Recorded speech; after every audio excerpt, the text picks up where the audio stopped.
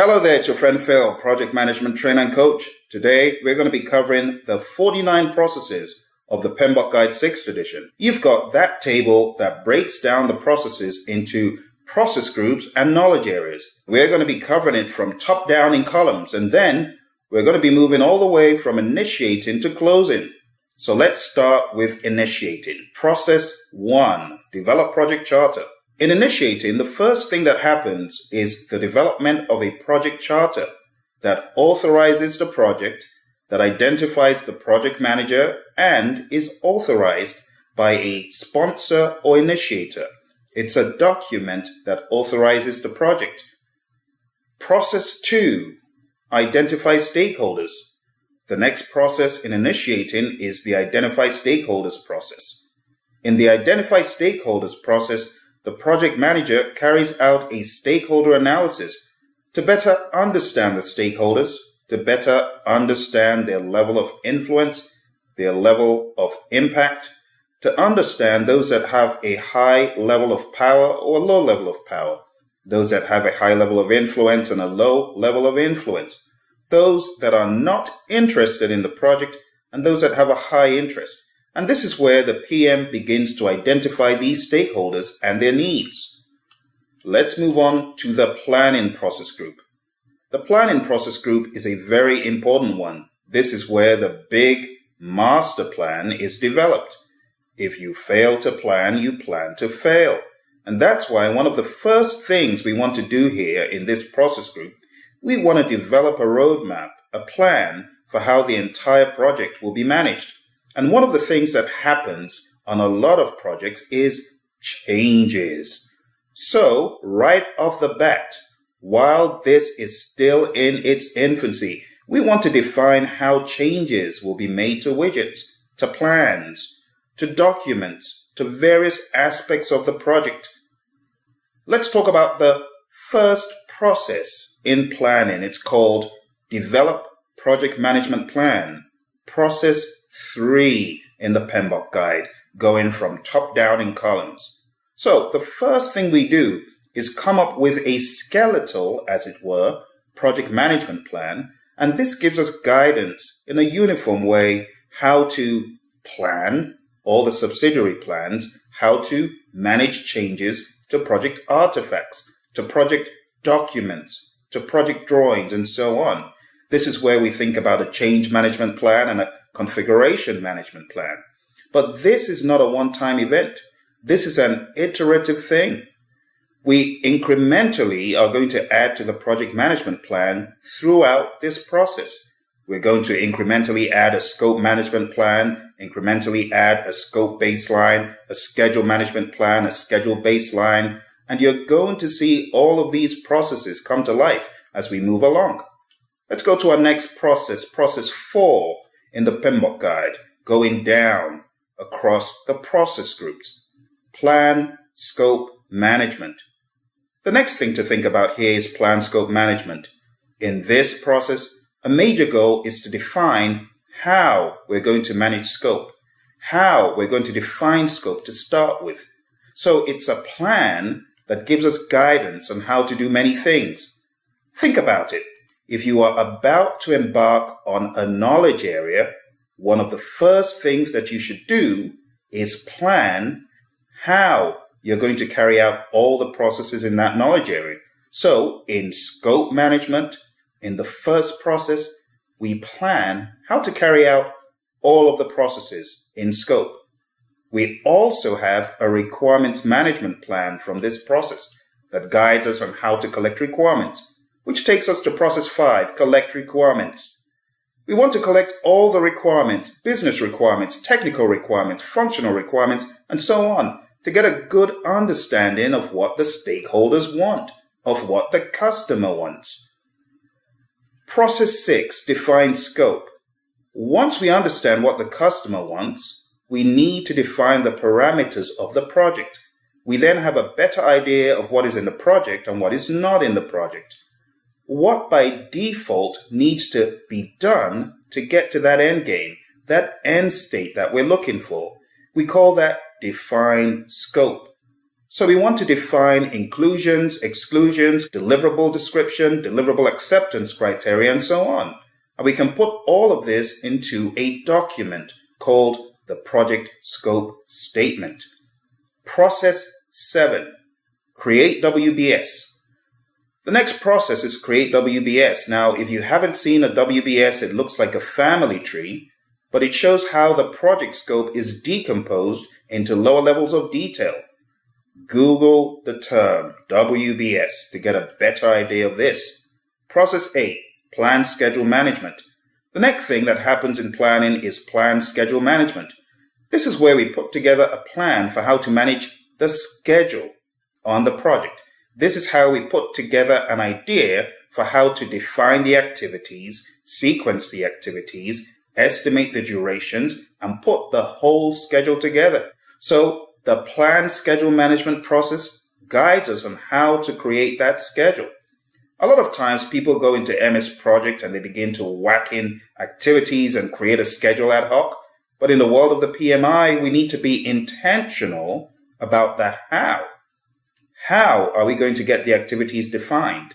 Will that be with team effort? Will the PM do that with 1 or 2 team members? How are we going to sequence them?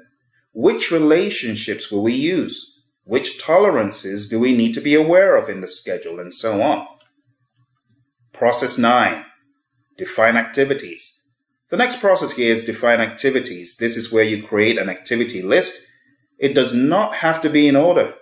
We take our work breakdown structure work package and we break them open from the larger buckets of, let's say, about 80 to 320 hours on smaller projects, maybe even 8 hours. But we want to take those buckets of work packages and we want to break them down into smaller pieces, maybe activities of 1 hour, half an hour, 2 hours, 3 hours, and so on.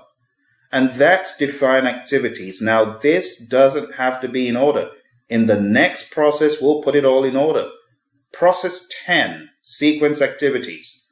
The next process is called sequence activities, and this is where we employ start-to-start relationships, finish-to-finish relationships, or even start-to-finish relationships to join those activities. Every predecessor should be linked to a successor, except it's at the end of a project. And we want to make sure that at the very beginning of the project, it is indeed the beginning of the project with the right relationships and the right dependencies. Speaking of dependencies, this is where we discuss mandatory dependencies, discretionary dependencies, internal dependencies, and external dependencies. Process 11, estimate activity durations. And that takes us to estimate activity durations. Because based on the resource needs and based on the parameters, you are then able to estimate how long it will take you to work those 50 hours, so to speak. Are we talking about 50 hours worked in a work week by 2 people, 1 person, 10 people? Or are we talking about 50 hours that needs to be spanned across several months because of the nature of tests being done on a particular project? Because we need to wait for certain lab results to come back and so on. So it really depends on the project. Process 12, develop schedule. This process is where you get all of the information that you've assembled so far from define activities all the way down to estimate activity durations. And you put that together into a schedule that has a start date and an end date for all the activities and the project as a whole. Process 13, plan cost management. Now, this does not happen in strict rotation in a linear fashion. You could already have thought about your budget earlier on, much earlier on, even when you were still in the bidding cycle of things. But in plan cost management, this is where you plan how to estimate and budget. Now, in plan cost management, we could think about tolerances, plus 5%, minus 5%, and what have you. We could also think about the estimating approaches to estimate the activities. Process 14, estimate costs. In this process, estimate cost is governed by the cost management plan and output from the process we just talked about. Now we estimate how much each activity would cost. And then in the next process, we roll this up into a final amount called the budget. Process 15, determine budget. So in determine budget, we are determining the entire budget for the project. Process 16, plan quality management. Something else to think about as you plan is quality.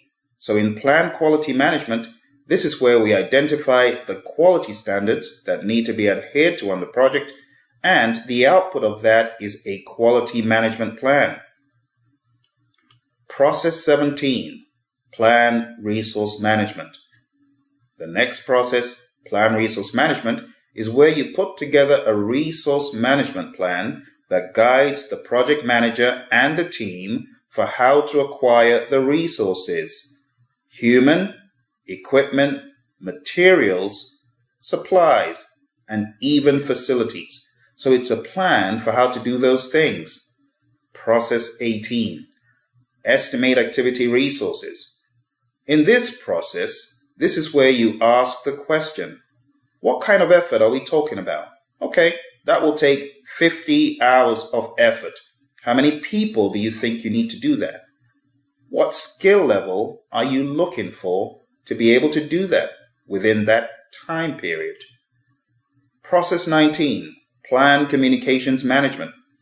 The next process is plan communications management, where the project manager thinks about what to communicate, why, how, when, and to whom. Process 20, plan risk management. In this process, the project manager and the team need to plan for uncertainty that could impact the project. How are we going to manage uncertainty? So, the how is documented in a risk management plan, and then we execute that plan by identifying risks, our next process. In identify risks, you want to identify those negative risks or threats, and you also want to identify positive risks or opportunities that may be available. You identify these risks, and then you go into the next process where you qualitatively analyze risks. Process 22, perform qualitative risk analysis. In qualitative risk analysis, your main aim is to rank the risks from top to bottom, and ranking could be quite subjective. You could rank the risks in terms of how probable you think they could be, or you could rank them in terms of how impactful you think they could be, or you could hybridize that by multiplying, for example, on a scale of 1 to 5.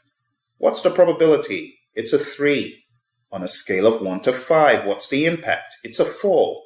3 times 4 is 12. You get a risk score.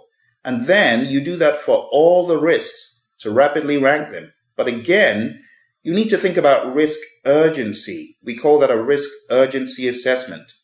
What do we really need to take care of today? If we don't take care of it, it could grow worse and will be in an even worse state than ever before. There's also a new term called risk propinquity. How much do stakeholders care about this risk? We also think about risk proximity. How close is this risk to actually causing damage on the project? Process 23. Perform quantitative risk analysis. This is where the project manager and the team should quantitatively analyze the risks from a dollar perspective or from a resource hour perspective or some other quantitative measure. Typically, it's probability times impact, probability in terms of a best guess or in terms of expert judgment, if you wanted to call it that, times the impact. The impact that you foresee would occur in terms of dollars. And then you come up with what we call the risk magnitude or the expected monetary value, EMV.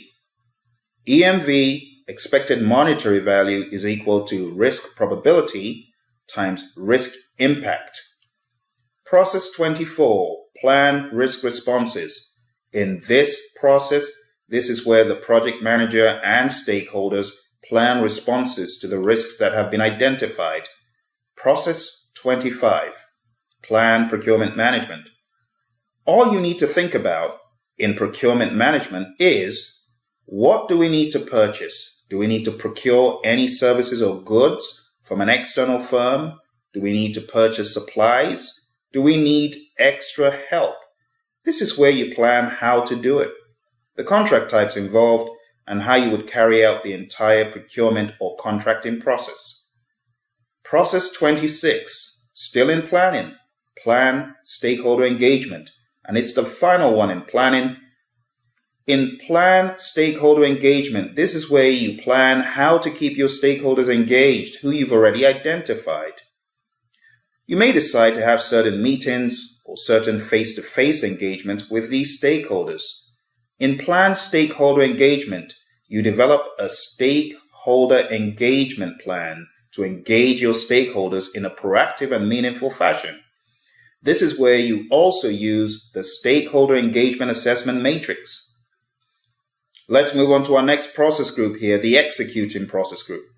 Moving on to executing, this is where we take all of the plans that we've just created and we put those plans into action. But bear in mind that all of those plans are going to funnel back into one place called the project management plan. So this is where we really begin to carry out those different components that we've identified. Process 27, direct and manage project work. In this process, we integrate all of the aspects of the project that pertain to executing the work, and this is where theoretically your deliverable comes from. And theoretically, this is where your work performance data is gleaned. And also, this is where the issue log is developed. Your work performance data is a big output of this process. It becomes an input to lots of processes in the monitoring and controlling process group. Work performance data is really your raw observations about the project. But raw observations are no good and they need to be analyzed. However, it's important to glean the data and it's important to create those deliverables. So direct and manage project work is a rather important one. Process 28, manage project knowledge. In manage project knowledge, we do need to consider the two types of knowledge. Explicit knowledge, which is easy to codify but difficult to contextualize, and tacit knowledge, easier to contextualize than it is to codify. Project managers and teams should seek to obtain this knowledge from experts who possess it. Also, provide a conducive, trust-based environment and a forum for sharing knowledge, such as communities of practice, networking events, coaching, mentoring, and other opportunities to interact and learn in an environment conducive for knowledge sharing. Managed project knowledge deals with the managing, generation, capture, exchange, usage, and archiving of such useful knowledge. Lots of this knowledge can make its way into the lessons learned register for use on other projects. Process 29, manage quality. The next process here is manage quality. This is where the project manager and the team should be checking the process, ensuring that work is going according to plan, being carried out the right way. Third-party quality audits are also a reliable means of conducting this process. Quality audits can be enforced, and the results of such audits shared to better the team's chances of project success. Questions are asked such as, what are we doing well? What aren't we doing so well? And what can we reuse on the project or in the firm? Process 30, acquire resources. In this process, the project manager and the team are engaged in acquiring resources, human, equipment, materials, supplies, facilities, from other functional managers, other stakeholders, or external to the firm. Process 31, develop team. In develop team, this is where the project team gets trained, coached, mentored, developed. This is where we talk about team building, we talk about off-site seminars and so on, but the key goal is to equip the team with the skills they need. This is where we try to get the team to synergize and work together to deliver the final product of the project. Process 32, manage team. Think about feedback, because this process is all about feedback. giving the team constructive feedback to help them move ahead, making sure that the team has really gleaned something from the training or mentoring exercise. For example, you sent Phil for training, and if Phil learned nothing, then he's not performing well. This is where you need to rethink about sending Phil for more training or doing something different to help him out.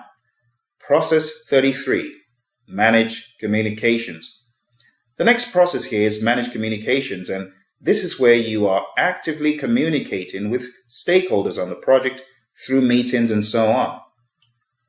Process 34, implement risk responses. So you've planned your responses. Well, this is where you carry out the responses. This is where you are actively executing your planned risk responses with risk owners and risk action owners taking ownership for actions they need to take to curtail, contain, or avoid risks. This is a practical, hands-on process to transfer, avoid, mitigate, accept, share, enhance, exploit, and escalate risks. Process 35, conduct procurements. The next process here is conduct procurements, and in conduct procurement, your major goal is to carry out that bidding process by having bidder conferences, by reviewing the proposals that were sent in, and ultimately selecting a seller and signing a contract with them. Process 36, manage stakeholder engagement. Last but not least, in executing, we have managed stakeholder engagement, and this is where the project manager and the team are actively involved in executing the plan to keep stakeholders engaged. This is where you're having those face-to-face interactions and making sure that the stakeholder is aware of what he or she needs to be aware of. Part 4, monitoring and controlling. The monitoring and controlling process group. Now going to the next process group, it's monitoring and controlling, and process 37 is our first one here. It's called monitor and control project work. This is an integrative process where you make sure you are integrating all the moving parts on the project to ensure that the project as a whole is well monitored and controlled. From this process, you obtain work performance reports, a very important output.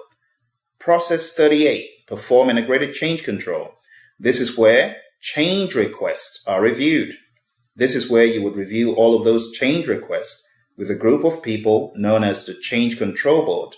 The Change Control Board reviews the change requests, and they call the shots as to whether the change should be approved, rejected, or put on pending status. Ultimately, you get a change log from this process that documents everything. Process 39, validate scope. In validate scope, the customer, this is customer focused because the customer is the main actor.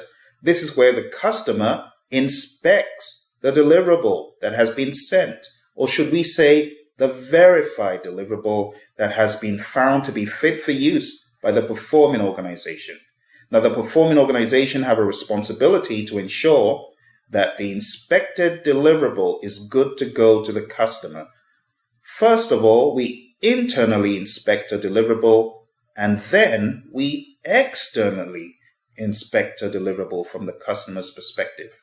So this is where the customer would validate that, in fact, the entire scope, the requirement, and what was needed is indeed inherent in the deliverable. Process 40, control scope. Have you ever heard about gold plating, adding extras that are not needed and were not authorized? Well, in control scope, this is where the project manager ensures that no one is adding extras. Absolutely no one. No one is gold plating, and there's no scope creep. And if there is, if someone's trying to add extras, those requests must be funneled through the perform integrated change control process that we just talked about.